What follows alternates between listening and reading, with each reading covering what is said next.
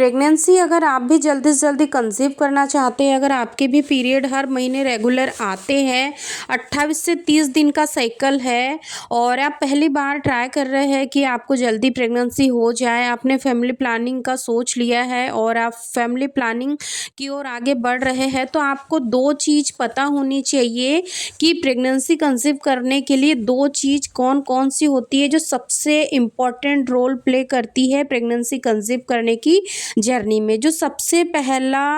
होता है वो होता है महिला की ओवरी में एक स्वस्थ अंडे का बनना और दूसरा है महिला की बच्चेदानी का मुंह का खुलना। जब महिला की बच्चेदानी का मुंह समय पर खुलता है, ओव्यूलेशन होता है, तो 99% चांसेस होते हैं कि उसको इजीली प्रेगनेंसी कंसीव हो जाए। वहीं पर जिन महिलाओं की इनरेगुलर साइकिल होती है, तो ऐसी महिलाओं का ना तो ओव्यूलेशन का समय फिक्स रहता है, ना ही उनकी बच्चेदानी की ओपनिंग का कोई समय फिक्स रहता है। यानी कि जिस तरीके से पीरियड अनियमित होते हैं, वैसे ही उनका अनियमित ओव्यूलेशन होता है और अनियमित ही यानी कि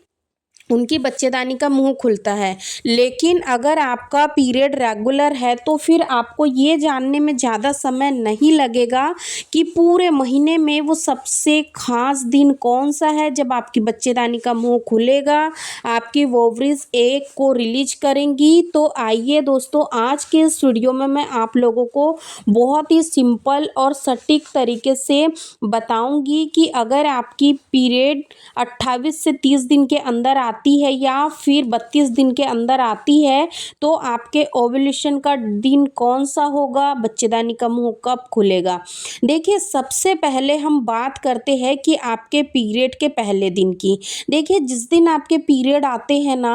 पीरियड के पहले दिन से ही आपकी जो एंडोमेट्रियम की लाइनिंग है वो सेड आउट होने लग जाती है और आपको पीरियड आ जाते हैं। फिर यही एंडोमेट्रियम की लाइनिंग जब पूरी तरीके से सेड आउट हो जाती है, यानी कि 4 से 5 दिन तक आपको कंटिन्यूअस ब्लीडिंग रहती है, पीरियड कंप्लीट हो जाते हैं, तो जो आपकी ओवरी है ना, पीरियड के पहले दिन से ही नए नए फॉलिकल्स बनाने शुरू कर देती है, क्योंकि जो अंडा आपकी ओवरी ने बनाया था वो निकल गया। किसी कारणवश आपको उस महीने प्रेगनेंसी नहीं हो पाई, तो जो अंडा ओवरी ने बाहर किया था वो फूट जाता है और फिर आपको पीरियड आ जाते हैं। लेकिन जैसे ही आपको पीरियड आते हैं, उसके बाद से ही आपकी ओवरी को सिग्नल पहुंच जाता है कि अब उसको नए फॉलिकल्स बनाने हैं ताकि वो एक स्वस्थ अंडे को बना सके। तो ये अंडे बनने की जो प्रक्रिया है आपके पीरियड के पहले दिन से शुरू होती है। तो इस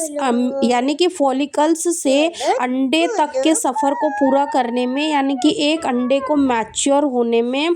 कम से कम 14 दिन का समय लग जाता है। यानी कि अगर आपकी 28 दिन की पीरियड साइकिल है, तो मान के चलते हैं हम कि ये 14 से 16 दिन के आसपास आपकी ओवरी अंडे को रिलीज करेंगी ताकि आपको प्रेगनेंसी हो जाए। तो अब आपको यहाँ पर कुछ साइन और सिम्टम्स को थोड़ा सा मॉनिटर करना है अपनी बॉडी में, ताकि आप इजीली पहचान सको कि हाँ, अब आपका ओव्यूलेशन होने वाला है। क्योंकि देखिए,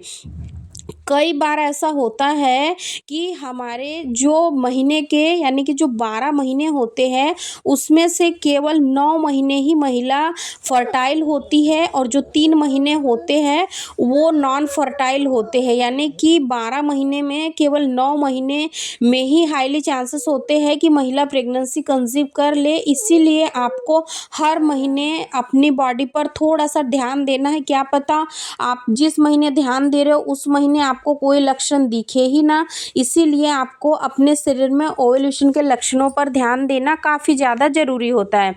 तो सबसे पहले हम बात करते हैं कि जैसे ही आपका ओव्यूलेशन का दिन नज़दीक आता है, तो उसके 24 से 48 घंटे पहले आपकी बॉडी में क्या क्या चेंजेस होंगे, क्या क्या साइन और सिम्टम्स आपकी बॉडी, आपका माइंड आपको देने लग जाएगा। तो जो सबसे पहला लक्षण होता है, मान लीजिए कि जब आपका अंडा यानी कि ओवरी से बाहर निकल कर बाहर आता है तो उसी दौरान आपकी बच्चेदानी में कुछ लक्षण दिखाई देते हैं, यानी कि आपकी बच्चेदानी की ओपनिंग भी होनी शुरू हो जाती है, तो आपको हल्का फुल्का सा लाइट सा यहाँ पर डिस्चार्ज हो सकता है। दूसरा, यहाँ पर कई महिलाओं का मूड काफ़ी इन्हेंस होता है, यानी कि उनका सेक्सुअल डिज़ायर बढ़ा हुआ होता है। और कई बार ऐसा होता है कि महिलाओं का थोड़ा सा बॉडी का टेम्परेचर भी बढ़ा हुआ होता है, जिसको कि हम वेसल बॉडी टेम्परेचर कहते हैं। कई बार महिलाओं का खाने के प्रति रुझान ज़्यादा बढ़ जाता है, यानी कि उनको खाने की क्रेविंग बहुत ज़्यादा होती है। कई बार यानी कि ओव्यूलेशन के दिनों में महिलाओं का बहुत ही चटपटा तीखा खाने का मन करता है। ये ऑटोमेटिकली होता है, क्योंकि उस दौरान क्या होता है कि आपके बॉडी में एस्ट्रोजन हार्मोन्स का लेवल बढ़ रहा होता है, आपके शरीर में ल्यूटिनाइजिंग हार्मोन्स काफ़ी पीक पर होता है। तो ये जो हार्मोन्स होते हैं ना, ये आपके माइंड को काफ़ी कूल करते हैं, और जब आपके शरीर में ओव्यूलेशन की प्रक्रिया होती है तो ये दोनों ही हार्मोन्स आपके शरीर के यानी कि वेसल बॉडी टेम्परेचर को बढ़ाने में भी जिम्मेदार होते हैं। ओवरऑल अगर हम कहें तो अगर आपके शरीर में एस्ट्रोजन हार्मोन्स का लेवल बैलेंस है तो ही आपके शरीर में ओव्यूलेशन की प्रक्रिया होंगी, अन्यथा आपके शरीर में ओव्यूलेशन की प्रक्रिया बाधित होंगी। तो इस तरीके के कुछ शारीरिक और मानसिक बदलाव महिलाओं के शरीर में होते हैं, जो कि पीरियड ख़त्म होने के ऑलमोस्ट 14 से लेकर 16-18 दिन के बीच में होते हैं। लेकिन कई सारी महिलाओं को अपने ओव्यूलेशन के बारे में सही से जानकारी नहीं होती है, और फिर ऐसे में उनको अपनी बॉडी में भी कोई साइन और सिम्टम्स नहीं दिखाई देते हैं, तो महिलाएं काफ़ी ज़्यादा चिंतित होती है कि हमें तो कोई लक्षण दिखाई नहीं दे रहे हैं, इसका क्या मतलब कि हम कभी प्रेगनेंसी कंसीव नहीं कर पाएंगे, हमारे शरीर में ओव्यूलेशन नहीं हो रहा। अगर आपके मन में भी ये सारे डाउट रहते हैं तो आपको यहाँ पे क्या करना है, आपको ओव्यूलेशन टेस्ट किट का इस्तेमाल करना है, जो कि इजीली आपको यानी कि मेडिकल शॉप पर मिल जाएंगी। किस तरीके से करना है, तो आपको आपके पीरियड जैसे ही ख़त्म होते हैं तो 11वें-12वें दिन से आपको ओव्यूलेशन टेस्ट किट का इस्तेमाल करना है। तो आप कोशिश करिए कि इवनिंग टाइम में आप यूरिन के सैंपल को आपको स्ट्रिप में डालना है, वहाँ पर सारे इंस्ट्रक्शन लिखे हुए होते हैं, तो आप उनको पढ़कर अच्छे से रीड करके सिस्टमेटिक तरीके से करिए। तो आपको वहाँ पर उसका यानी कि जो पिंक लाइन है, अगर आपको टेस्ट किट में सही से नज़र आती है, अगर एक पिंक लाइन नज़र आ रही है, दूसरी बिल्कुल लाइट है, तो समझ लीजिए कि आपके शरीर में ल्यूटिनाइजिंग हार्मोन्स बढ़ रहा है, बट उसको बढ़ने में थोड़ा सा समय लग रहा है। तो आपको 5 स्ट्रिप दी जाती है, तो आपको डेली करना है, सेम उसी टाइम पे करना है, जैसे आज आपने टेस्ट किया फिर आपको नेक्स्ट डे सेम उसी टाइम पर करना है, इस तरीके से आपको टेस्ट करना है। तो आपको काफ़ी इजीली ओव्यूलेशन का पता चल जाएगा। और हमेशा कोशिश करिए कि आपको अगर ओव्यूलेशन के दिनों के बारे में सही से जानकारी है, तो अगर आप रिलेशन बनाते हो तो आपको यहाँ पर कुछ बातों का ज़रूर ध्यान रखना है, जैसे कि रिलेशन बनाने से पहले आपको अपने प्राइवेट पार्ट को ज़्यादा डीपली क्लीन नहीं करना है। सेकेंड, आपको यहाँ पर यूरिन पास करने के बाद में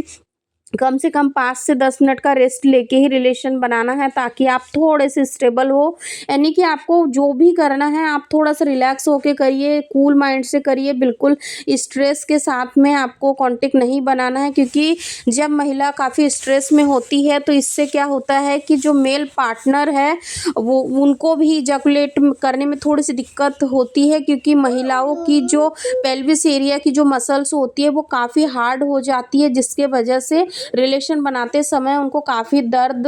भी होता है। काफ़ी सारी महिलाएं शिकायत करती है कि मैम जब भी हम कांटेक्ट में होते हैं तो हमें काफ़ी दर्द होता है। तो आपको ऐसा नहीं करना है, क्योंकि जो हमारी मसल्स होती है स्ट्रेस के वजह से वो काफ़ी ज़्यादा यानी कि हार्ड हो जाती है। इस वजह से कई महिलाओं को दर्द की समस्या बनी रहती है आफ्टर कांटेक्ट, इसीलिए आपको इन बातों का ज़रूर ध्यान रखना है। आई रियली होप कि आपके लिए आज की ये वीडियो ज़रूर यूज़फुल रही होंगी। अगर वीडियो यूज़फुल लगी है तो आप लोग इस वीडियो को लाइक शेयर ज़रूर करें, और अभी तक आपने चैनल को सब्सक्राइब नहीं किया तो चैनल को भी ज़रूर सब्सक्राइब कर दें। Thank you so much for watching.